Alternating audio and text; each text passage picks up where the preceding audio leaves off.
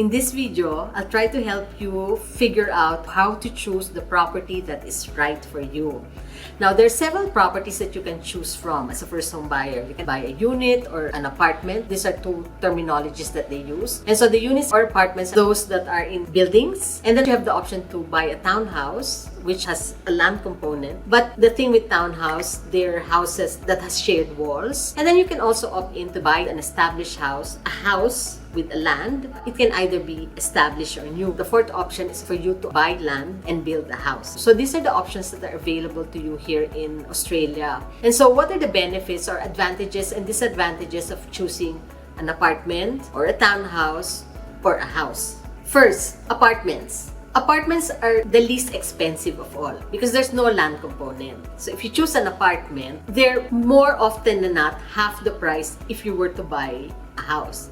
Apartments are usually situated close to city centers. So it's close to most of the major infrastructures that you need, which makes it an ideal place to live in, especially for singles or for young married couples. And so the advantages or the pros of living in an apartment are they're less expensive, there's less maintenance, there's access to shared facilities, so there may be swimming pools and gyms within the complex and you have access to those. They're usually closer to the central business district or CBD, like it's close to work, it's close to hospitals, it's close to schools, restaurants, shopping centers. And as an investment, apartments provide a higher rental yield, usually within like 5%, 4 to 5% of the purchase price. Rental yield is how much it's rented out per week multiplied by 52 weeks, and then you divide the price that you purchased the apartment for. And so a rental yield of 4 to 5% is normal with apartments. Now, what are the disadvantages of buying an apartment? There's less living space and storage. And so an apartment would usually be around minimum of 40 square meters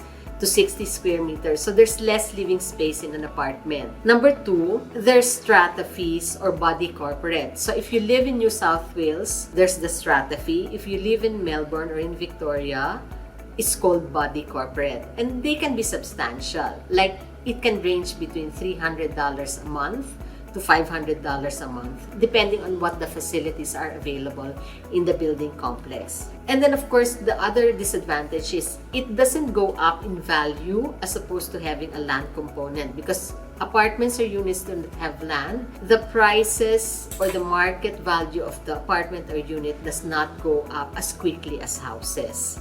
The second option are townhouses. The townhouses are ideal for young couple with kids. Advantages include it has a land component, they're definitely bigger than apartments, it has more living space, and can fit a couple with 2 kids. The disadvantage are you also have those strata fees or body corporate, but they're less expensive than units. Like I used to live in a townhouse in Melbourne and the body corporate is only around $100 a month. So it's still less expensive as opposed to if I buy an apartment in Melbourne, especially those in the CBD, the body corporate would be around $300 a month or $400 a month, or it can even go higher depending on the building and how new it is. With a townhouse, you've got a shared wall. So anything that's happening to the townhouse beside you, you can hear.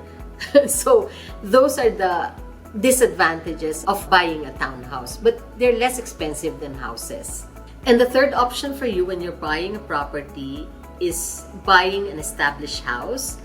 The nice thing about established houses are they have bigger blocks of land because they're actually in older communities. And so they have bigger blocks of land, but the house is not new. They're old houses. So they may be 5, 10, or even 20 or 30 years old. The advantages include more space, they can be renovated or you can upgrade them. So if you buy an established house and the kitchen is run down, you can put a new kitchen in there or a new bathroom if you want to, and then of course that increases the value of the house. And then another advantage is he's on a huge block of land, and we all know that land increases in value over time. Another advantage is they're cheaper than a newly built house.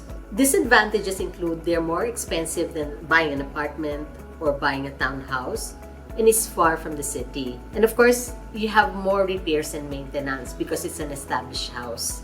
and they're probably 5, 10, 15 years old, it's more expensive in terms of upkeep and maintenance. Then there's the fourth option, which is land and construction. You can also choose to buy a block of land and build the house on it. Right now, land, especially here in the hills area, so let's say a block of land in the Box Hill suburb would set you back $800,000 for a 250 square meter to 300 square meter block of land. And because of inflation, building a house right now can set you back around $400,000, probably $500,000 if you have more upgrades in the house.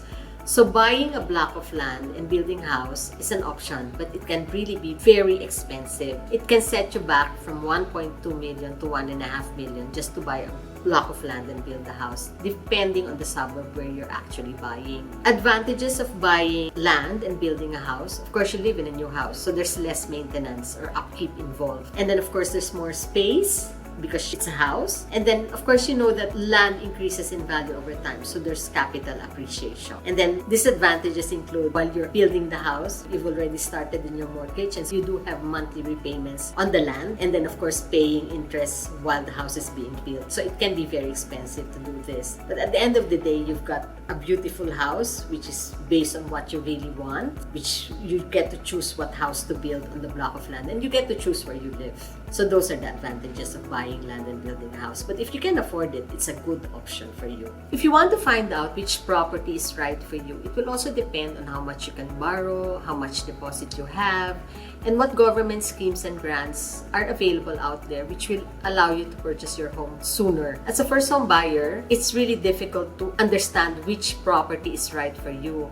And so my best advice is for you to actually speak to a mortgage broker. We're here to help you find out which one is right for you, find out how much you can borrow and how much deposit you need. Give us a call. I've been doing broking in the last 12 years. I've helped hundreds of first home buyers purchase their first home. My number is 04301 44008, or you can email me at mpapa@maverickfinance.com.au. We're all over social media. You can find Maverick Finance on Facebook and on Instagram. Give us a call and we'll help you as much as we can.